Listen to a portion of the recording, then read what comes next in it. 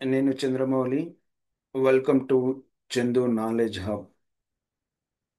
ఇంతకుముందు క్లాస్లో nutrition in human beings చదువుకున్నాం. Mall nutrition, vitamin deficiency diseases ఇలాంటివి మనం చదువుకున్నాం. సో నేను చాప్టర్ మిడిల్ నుంచి వచ్చానండి. ఎందుకంటే న్యూట్రిషన్ ఇన్ హ్యూమన్ బీయింగ్స్ అనేది కొంచెం ఇంట్రెస్టింగ్ టాపిక్ కాబట్టి నేను ఫస్ట్ చెప్పడం జరిగింది. మళ్ళీ ఇప్పుడు నేను ఫస్ట్ పేజ్ నుంచి వస్తున్నానండి. What is nutrition, autotrophic nutrition, heterotrophic nutrition, so light reaction, dark reactions, ఒక మూడు నాలుగు ఎక్స్పెరిమెంట్స్ ఉంటాయండి. ఆ, సో మనం ఇదాన్ని ఫస్ట్ పేజ్ నుంచి అధ్యయనం చేద్దాం. So what is nutrition? Nutrition చదివే ముందు మనము what is life process, okay, what is life process?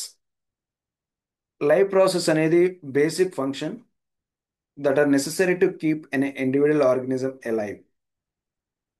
ఒక ఇండివిజువల్ ఆర్గనిజంను ఎలైవ్ ఉంచడానికి లైఫ్ ప్రాసెస్ ఉపయోగపడుతుంది. ఒక ఈ లైఫ్ ప్రాసెస్ ఏదైనా డిస్టర్బెన్స్ అయ్యి వర్క్ చేయకపోతే పోతే ఆర్గనిజం చనిపోవడం జరుగుతుంది. సో ఇది సర్వైవల్ అవ్వడానికి చాలా ఇంపార్టెంట్ అన్నట్టు ఈ లైఫ్ ప్రాసెస్.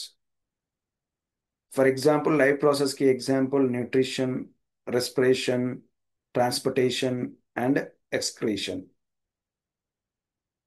సో న్యూట్రిషన్ అనేది మనం తీసుకోవాలి. ఫుడ్ అనేది తీసుకున్న తర్వాత డైజెషన్ ప్రాసెస్ జరిగితేనే కదా ఆర్గనిజం అనేది ఎలైవ్గా ఉంటుంది. Without nutrition, the definitely the organism will die. So that is the reason the nutrition is called as a life process. For example respiration తీసుకున్నట్టయితే రెస్పిరేషన్ కూడా లైఫ్ ప్రాసెస్ అని అంటాము. ఎందుకంటామంటే మన గ్లూకోజ్ అనేది బ్రేక్ డౌన్ కావాలి. Glucose break down కావాలి. ఎలా break down అవుతుంది? With the help of the oxygen. అప్పుడు మనకు ఎనర్జీ వస్తుంది. So the respiration is also called as a life process. So మరి ఇక్కడ మూడోది వచ్చేసి ట్రాన్స్పోర్టేషన్. ట్రాన్స్పోర్టేషన్ కూడా లైఫ్ ప్రాసెస్. ట్రాన్స్పోర్టేషన్ అంటే ఫుడ్ మెటీరియల్స్ కానివ్వండి, ఆక్సిజన్ కానివ్వండి, ట్రాన్స్పోర్ట్ కాకపోతే ఆర్గనిజం అనేది ఎలైవ్గా ఉండదు. సో నాలుగోది వచ్చేసి ఎక్స్క్రీషన్. ఎక్స్క్రీషన్ అంటే ఏంటండి? ఫర్ ఎగ్జాంపుల్ హ్యూమన్ బీయింగ్స్లో చూసుకుందాం. కిడ్నీస్ పనిచేయలేదనుకోండి, there is accumulation of waste material in the body. Waste materials అన్నీ మన బాడీలో అక్యుములేట్ అవుతాయి. అక్యుములేట్ కావడం వల్ల ఎగ్జిస్టెన్స్ అనేది కష్టంగా మారుతుంది. బతుకుండడం కష్టంగా మారుతుంది అన్నట్టు. సో ఈ న్యూట్రిషన్, రెస్పిరేషన్, ట్రాన్స్పోర్టేషన్, ఎక్స్క్రీషన్, ఇవి నాలుగు మనం లైఫ్ ప్రాసెస్ అని అంటాము. మనం ఇక్కడ చూసినట్టయితే nutrition, transportation, respiration, excretion, metabolism, ఇవన్నీ లైఫ్ ప్రాసెస్. మరి ఇక్కడ కింద రిప్రొడక్షన్ ఉందండి. ఈ రిప్రొడక్షన్ అనేది లైఫ్ ప్రాసెస్ కాదు. Reproduction is not a life process. Why reproduction is not a life process? Because without reproduction, the organism can live. ఫర్దర్గా generations transfer కావు, కానీ వితౌట్ రిప్రొడక్షన్ అయితే మనిషి జీవించే అవకాశం ఉంది. మనిషి అంటే ఆర్గనిజం జీవించే అవకాశం ఉంటుంది. So the reproduction is not a life process. So నేను ఇదంతా చెప్పడం ఎందుకు జరిగిందంటే nutrition is a life process. ఒక పాయింట్ కోసము నేను దీన్ని మీకు చెప్పడం జరిగింది. Nutrition is a life process. So next, nutrition. మరి ఫుడ్ మనకి ఎందుకు అవసరం అవుతుంది? Why we take food? Food is needed by living organism for growth. Okay, growth. చిన్న నుంచి మనం పెద్దగా కావడానికి మన గ్రోత్ కావడానికి food is vital. Food is very important. రెండోది వచ్చేసి repair.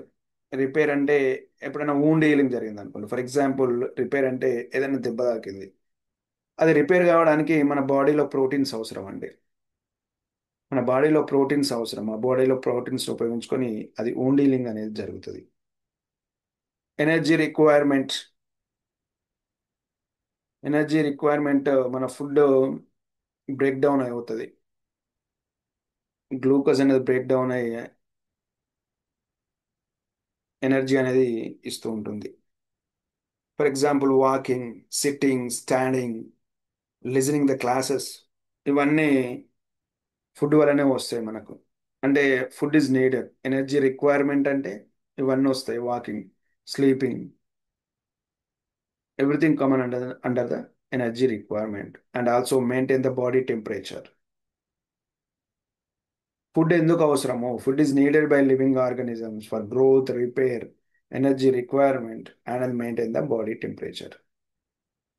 Variety of a substances taken food by organism from single organisms like amoeba to the complex multicellular organisms like human beings. అంటే వెరైటీ ఆఫ్ సబ్స్టెన్సెస్ తీసుకుంటుందంట. For example unicellular organism, small organism like amoeba to complex multicellular organisms like human beings. ఇక the mode of acquiring the food varies from organisms to organisms. ఈ point important అండి. For example అమీబాని తీసుకున్నట్టయితే pseudopodia ద్వారా ఫుడ్ని తీసుకుంటుంది. లోపల వాక్యూల్స్లో digestive enzymes release కావడం వల్ల ఫుడ్ అనేది డైజెషన్ జరుగుతుంది. ఫర్ ఎగ్జాంపుల్ పారమేషియా, పారమేషియాలో సీలియా ఉంటుంది. ఆ సీలియా అనేది ఫుడ్ను గ్రాప్ చేస్తుంది. For example autotrophic nutrition ఉన్నదనుకోండి, plant ఎట్లా ఫుడ్ని ప్రొడ్యూస్ చేసుకుంటుందండి? సన్లైట్, కార్బన్ డైఆక్సైడ్, కింద సాయిల్ నుంచి వాటర్, ఇలా ప్రతి దాన్ని ఉపయోగించుకొని ఫోటోసింథసిస్ అనే ప్రాసెస్ ద్వారా ప్లాంట్ తన ఫుడ్ను ప్రొడ్యూస్ చేసుకుంటుంది. The mode of acquiring a food varies from organism to organism. For example human beings తీసుకున్నట్టయితే మనం మౌత్ ద్వారా తీసుకుంటాము. మౌత్ ద్వారా తీసుకొని స్టమక్, యూసోఫాగస్లోకి వెళ్ళి మనది కాంప్లెక్స్ డైజెస్టివ్ సిస్టమ్ ఉంటుంది హ్యూమన్ బీయింగ్స్ అనేది. So the mode of acquiring food varies from organism to organisms.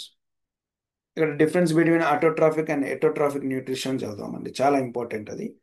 2 మార్క్స్కు అడుగుతుంటారు, లేకపోతే 4 మార్క్స్ కూడా వచ్చే అవకాశం ఉంటుంది.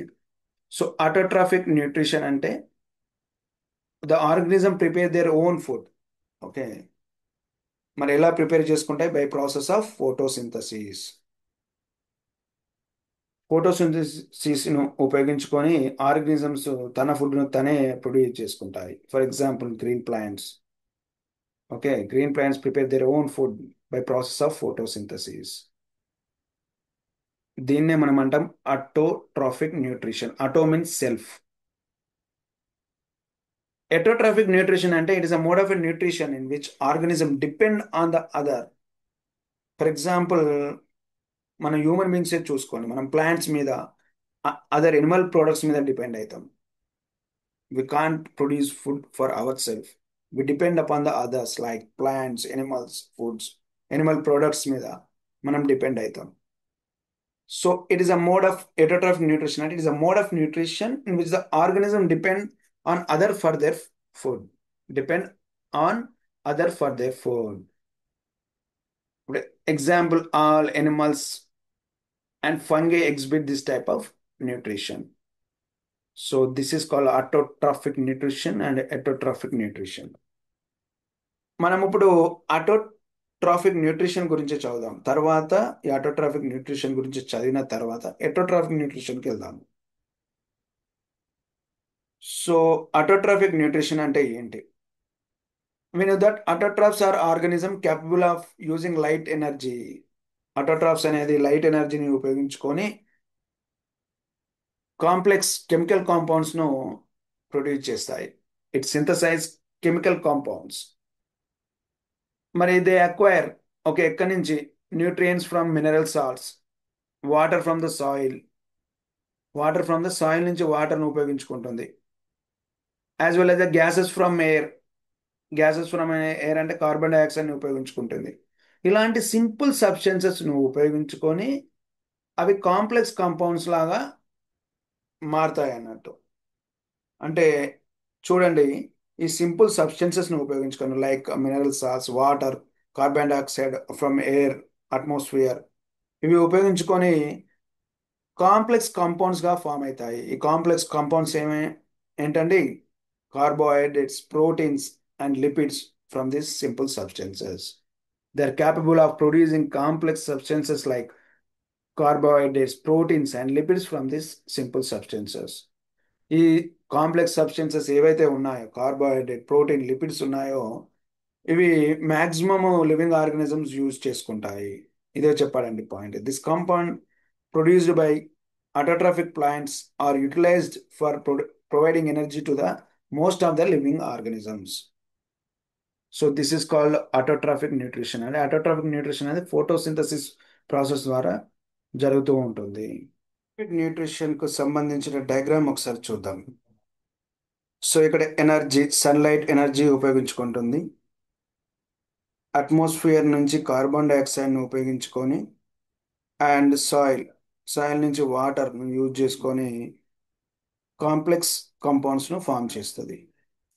ఈ కాంప్లెక్స్ కాంపౌండ్స్ అంటే ప్రోటీన్స్, కార్బోహైడ్రేట్స్, ఫ్యాట్స్ను ప్రొడ్యూస్ చేస్తుంది. తర్వాత ఆక్సిజన్ను రిలీజ్ చేస్తుంది.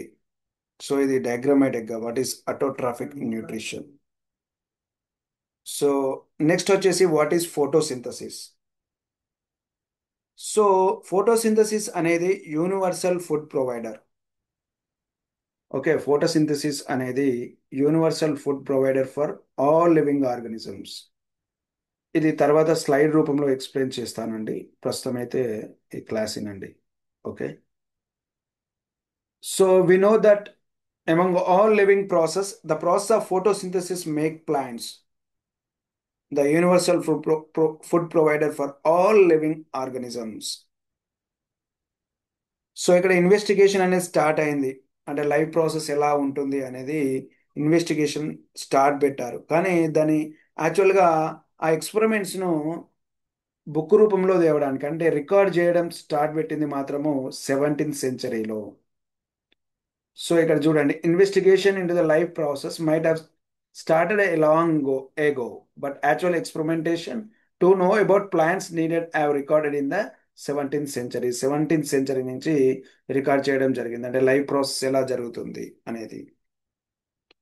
ఇక్కడ scientist named van Helmont, role of water in plant growth, దీని గురించి 5 years ఎక్స్పెరిమెంట్ చేశాడు వాన్ ఎల్మెంట్.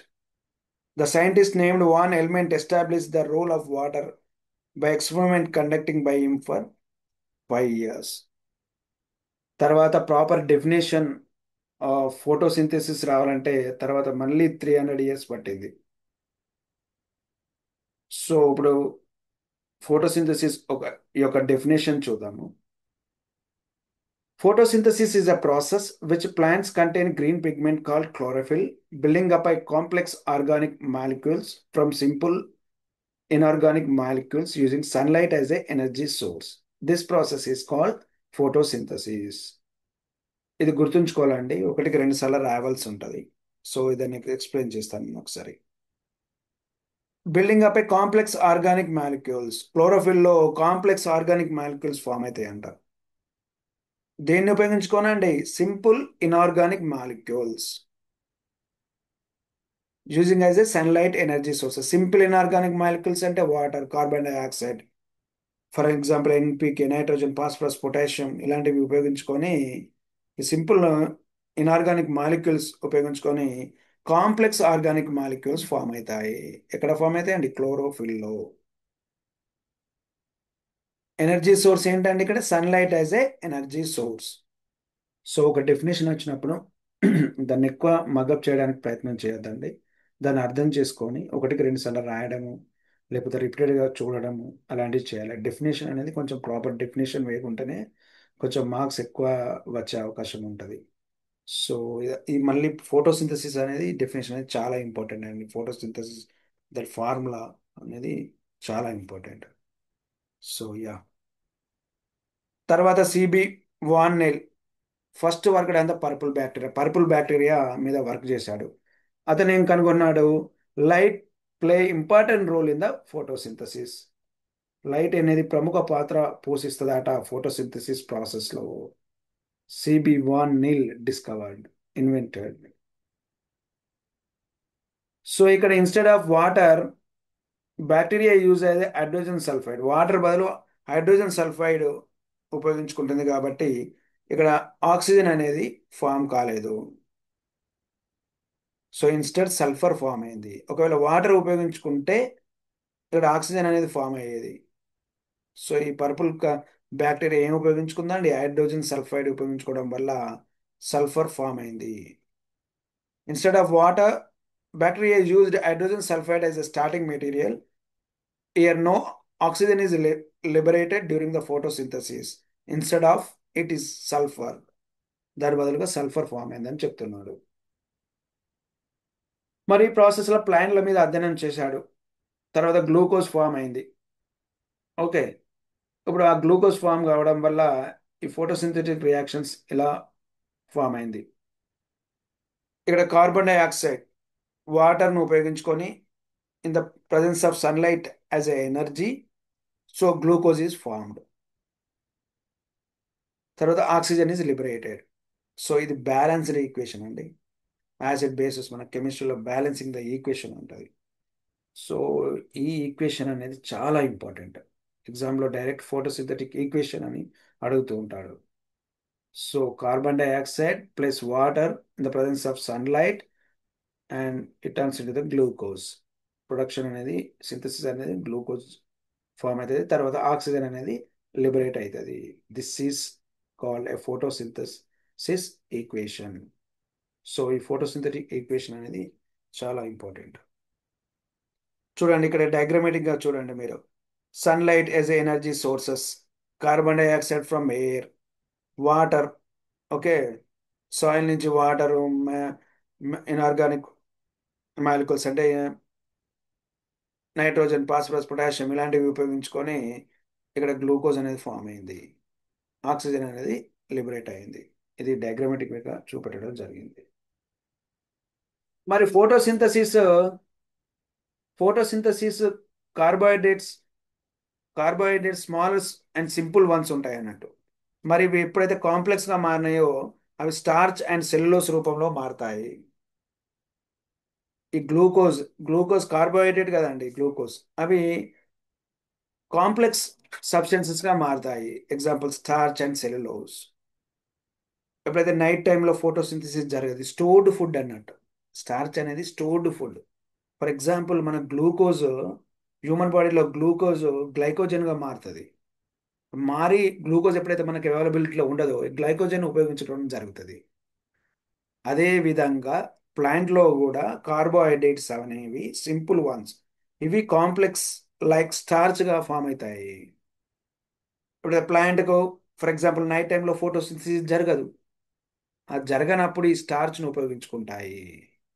అర్థమవుతుందా అండి? ఈ starch is a stored food for the plants like glycogen in the animals. ఈ కార్బోహైడ్రేట్ ఇట్లా చేంజ్ అవుతుంది అన్నట్టు. ఈ simple carbohydrate is change into the starch and cellulose. ఈ పాయింట్ ఇంపార్టెంట్ అండి. మరి సెల్యులోస్ అనేది సెల్ వాల్ ఫామ్ కావడానికి ఉపయోగపడుతుంది.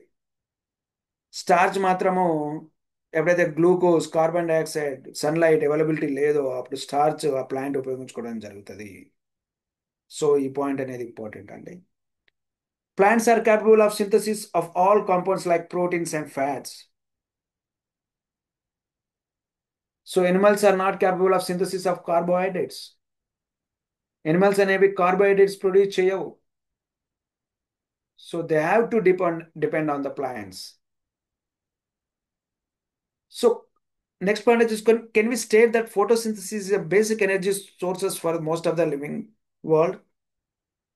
Why not? అనేది ప్రశ్న అడిగాడు. ఇంతకుముందు ఫోటోసింథసిస్ యూనివర్సల్ ఫుడ్ ప్రొవైడర్ అని అన్నా. ఆ రెండింటికి సమాధానము నేను ఇప్పుడు డయాగ్రామ్ రూపంలో చెప్తాను. ఫర్ ఎగ్జాంపుల్ ప్లాంట్ ఉందండి. ఇక్కడ ఫోటోసింథసిస్ ఉంది. ఫోటోసింథసిస్ ద్వారా ప్లాంట్ ప్రొడ్యూస్ అయింది. అంటే ఇక్కడ ఫుడ్ ప్రొడ్యూస్ అయింది. అంటే ఫుడ్ అంటే ఫర్ ఎగ్జాంపుల్ ఫ్రూట్స్ అలా ప్రొడ్యూస్ అయ్యాయనుకో by using the process of photosynthesis. Solar energy as a light energy ఉపయోగించుకుంది. ఇది హెర్బివోరస్, ఒక జింక డెయిర్ తిన్నది అనుకోండి.